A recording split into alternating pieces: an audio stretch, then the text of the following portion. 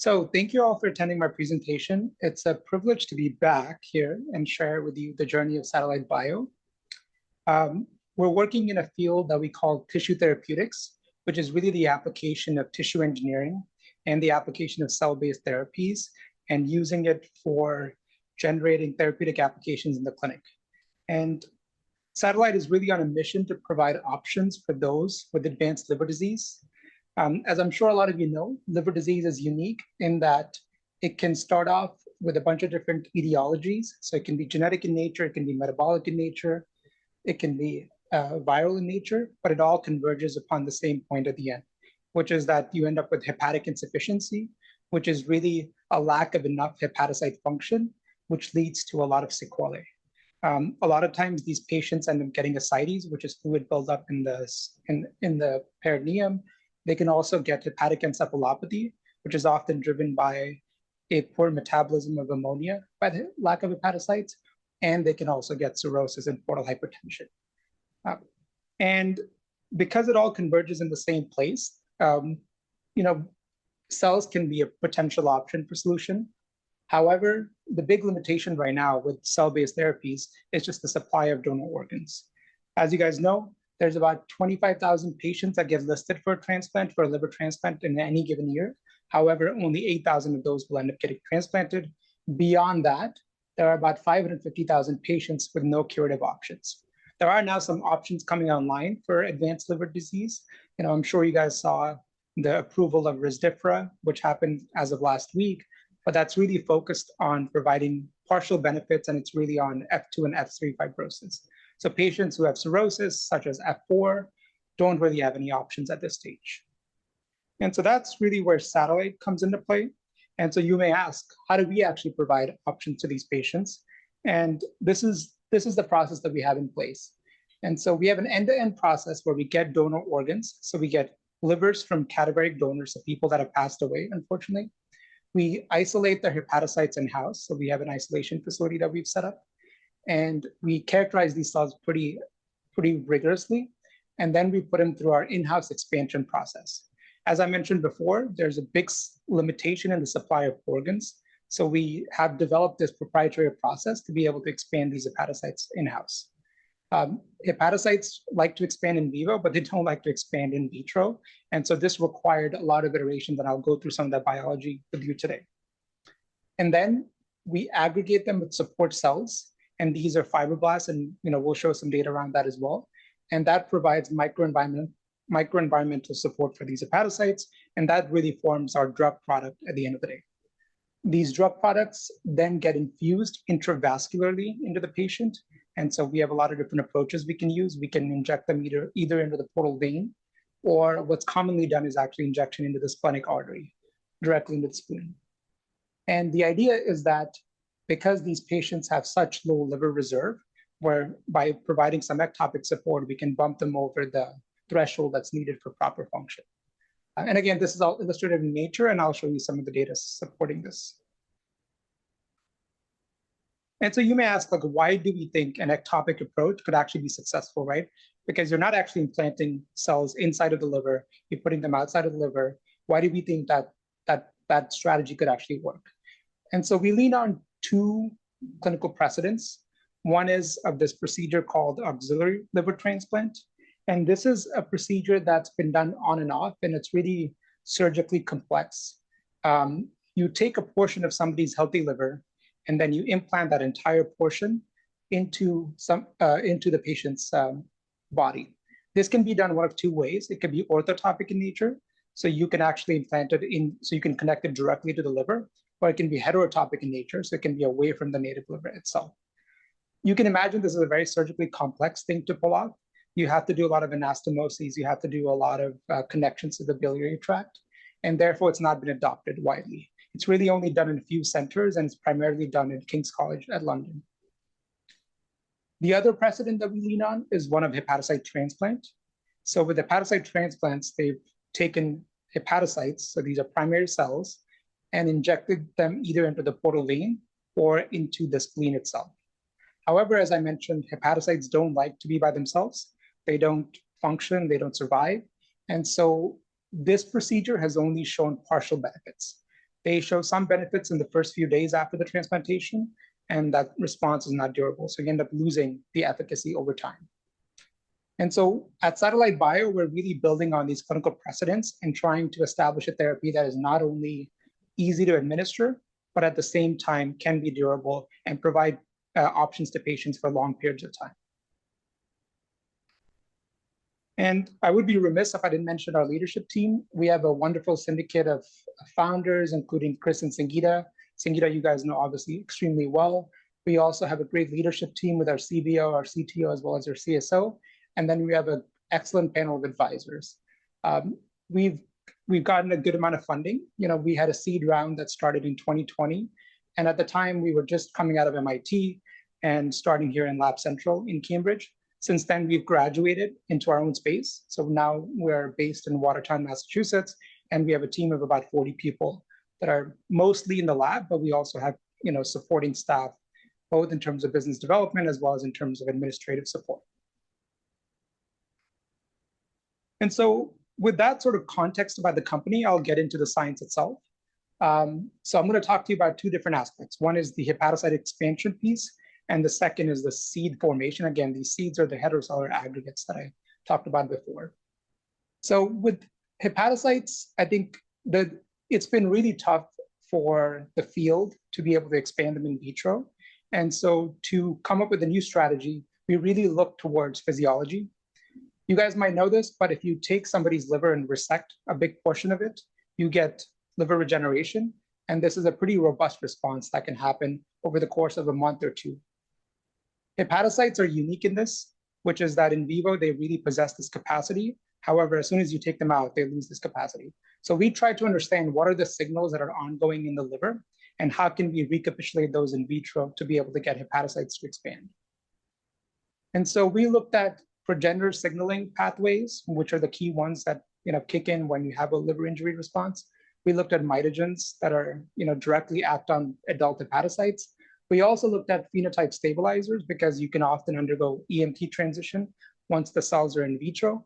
And then we also looked at sort of broad spectrum survival and proliferation promoters. And so using this strategy, we came up with a cocktail that helps us expand primary hepatocytes up to 1,000-fold. And in some cases, we've even gotten as high as 10,000-fold expansion. And this really depends on the donor itself because some donors are more prone to expanding more than others. And this is an illustration of the process itself on the left side, and I'll show you a video on the right side of the cells expanding. So we take the primary cells, we thaw them, and then we inoculate them at very low densities, as you can see on the right. Then we let them expand over a period of a couple of weeks, and then we passage them and we do a passage 1 expansion at the same time. We get about 50 to 70-fold expansion in P0, and then after passaging, we get another 10 to 20-fold, giving us a combined 1,000 to 2,000-fold expansion. And I'll show you a video that really takes you through the entire process. And so it's a little bit slow, so bear with me. Things don't really kick off for a little bit. And so by day 7, you're seeing very few cells. And as soon as day 8 and day 9, the cells start expanding very rapidly. And we think this is primarily because it's a subset of the cells that expand, and you're not getting an expansion of every single cell that's plated in the culture dish. And so this was very exciting for us, and we wanted to characterize these cells further because we want to make sure that A, they're still adult cells, and we're not converting them back into progenitor-like cells. So before going into the characterization itself, we wanted to make sure that this process is applicable across a variety of primary cell donors. With livers, there's a lot of variability. Not every liver is the same, and depending on the age and the status of the liver itself, you can get variable expansion rates. So in our hands, we did a hepatocyte expansion screen where we put about 13 different donors through our expansion process, and we saw good expansion folds, and we call this about 20-fold and above in P0 from 4 of those, which gives us about a 35% hit rate for the amount of expansion we want to see. Then we also wanted to make sure that these cells were maintaining hepatocyte lineage commitment, that they weren't actually regressing either into mesenchymal cells or going back into a progenitor-like state. And so we stained for HNF alpha, which is a hepatocyte nuclear factor. It's a master regulator of hepatic identity. And then we also stained for albumin, which is a common protein that's synthesized by the hepatocytes. And as you can see, we got pretty much 90+% staining of both markers, suggesting that we are actually maintaining hepatocyte lineage commitment throughout the expansion process. Then we did RNA sequencing on both our expanded cells as well as the primary cells. And as I mentioned, there's a lot of variability in primary cells. So instead of just picking a couple of donors, we actually took 42 different donors for the primary cells, and then 3 different donors for the expanded hepatocytes. As you can see across all the mature markers, we're pretty much in the range of where the primary cells are, as well as in the range for urea cycle enzymes. And urea cycle is a key cycle that's critical for ammonia clearance. And as I mentioned before, lack of ammonia metabolism is a key issue in liver disease where patients end up getting hepatic encephalopathy. So we wanted to make sure that our cells are not only maintaining mature hepatic identity, but also maintaining functional status. And that's what we're looking at the urea cycle as a marker of. We've also done some other functional assays that I'm not showing you here today, just in the interest of time, but happy to talk about that afterwards. Then we wanted to see if these cells actually have the capacity to rescue chronic liver disease. So we know that the cells are of hepatic lineage, we know they are mature, and we know that they express urea cycle enzymes. Can they actually function inside of the host? And so in this case, we took this mouse model called the FRG model. This is a gold standard in the field of hepatocyte biology, and it's a model that has a triple mutation. It has an FAH null mutation, which is a key enzyme in the liver. So because of this mutation, the mouse's hepatocytes are constantly under attack. Then you have an R and G, so these are RAG2 and IL-2R gamma receptor knockouts, and that provides immunoprotection. And so we're able to implant these xenohepatocytes, so these are human hepatocytes going into a mouse. And because it's an immunocompromised model, you don't have the confounder of the immune system there. And so in this case, I'm showing you 3 different conditions. In the dark blue, you see our negative control, and the negative control in this case is just a cell that is not engrafted. As you can see, those mice don't do well.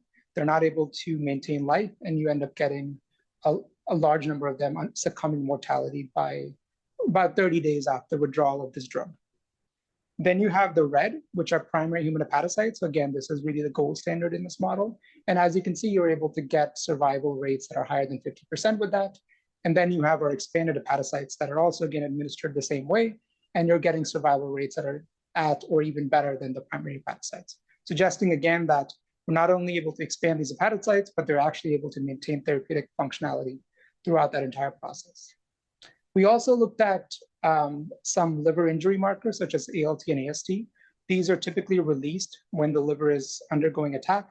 And so in this case, higher levels of ALT and AST would represent liver injury. And so as you can see, as you saw in sort of the survival curves itself, the negative control cells have the highest level of enzymes, and then the positive control cells, PHHs, are at the same level as our expanded hepatocytes. Again, suggesting that we're actually able to provide therapeutic benefit in this mouse model. And so that's about the cells itself. But we know that with hepatocyte transplant, single cells by themselves are not actually able to provide long-term therapeutic benefit in patient populations. So to overcome that problem, we came up with this technology. This is something that Sangeeta has been working on, her lab's been working on for the last 20 years. And it's this concept of heterocellular aggregation. So you take primary hepatocytes or expanded hepatocytes, and you aggregate them with support cells, so in this case, fibroblasts. And we do this in large-scale bioreactors. So in the lab, we used to do them in these agarwals, and these are, again, sort of shaped cell culture plates that drive that process. Now we've actually been able to switch this process into a bioreactor-based setting so that we can generate liters and liters of these aggregates at a given time. As you can see, we're getting pretty uniform morphology on the other side. We're getting hepatocytes that are always in this core shell architecture. So the hepatocytes are in the core, and then the fibroblasts are always at the periphery. We don't know this for a fact yet, but we believe that that sort of spatial localization is indeed important for engraftment in vivo. And again, there's a lot of interesting biology here. We still don't quite know, what the specific factors are that drive sort of the engraftment process with this structure, but we do know that it's a combination of extracellular matrix, some combination of paracrine factors, and cell-to-cell junctions. And so we wanted to, again, make sure that our expanded hepatocytes, so seeds that are made from these, again, hepatocytes that we expand in our cell culture process, function similarly to primary human hepatocytes. So we looked at two different secreted markers, alpha-1 antitrypsin as well as albumin. And in both cases, our expanded hepatocytes do equivalently or better than the primary human hepatocytes. And each of the dots here is a separate donor. So these are not replicates from the same donor. Each is an individual donor. Then we wanted to implant them in vivo and confirm that you actually need the seed structure. And so we took our satellite seeds. So again, these are expanded hepatocytes with the fibroblasts.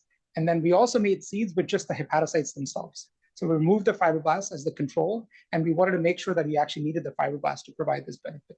And as you can see, you see significant divergence in terms of engraftment between the two conditions, suggesting that the fibroblasts are really, really critical for this engraftment process. And we've also done this across different ratios of the two cell types, and we've arrived at sort of an optimal ratio that helps drive this process. And on the top right, you can see H&E images from the satellite seeds, and on the bottom, you can see H&E images from the seeds without the stromal cells, and we can't even find any seeds or engrafted hepatocytes in the bottom. And you can see healthy looking seeds at the top.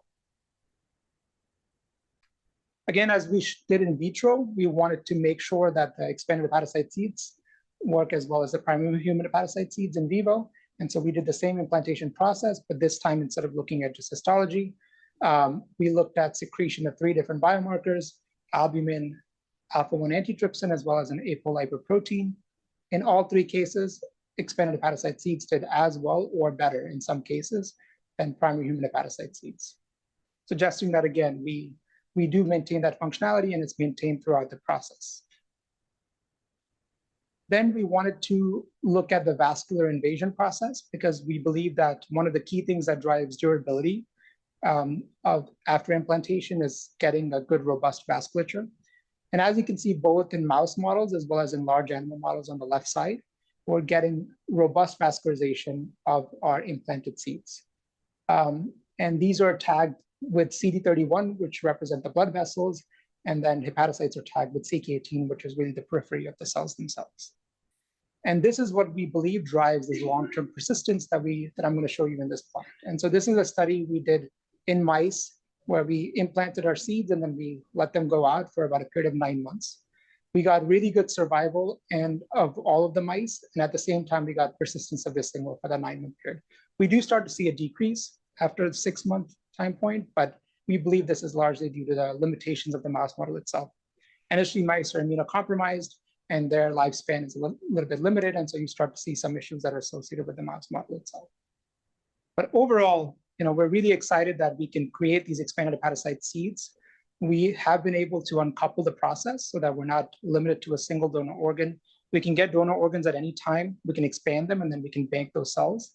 We've also been able to cryopreserve the seeds themselves, so we can essentially just do this off the shelf at some point and don't have to be limited to doing the entire process at the same time.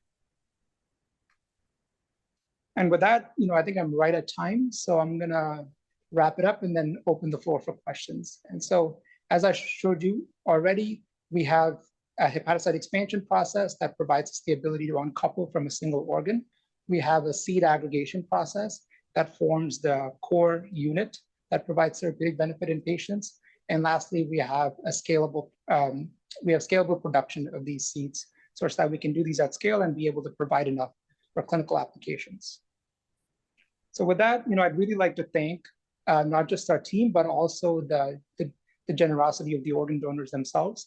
This is what really drives all the work that we do at Satellite, and they themselves and their families are making a huge sacrifice here, and so we thank them for their time.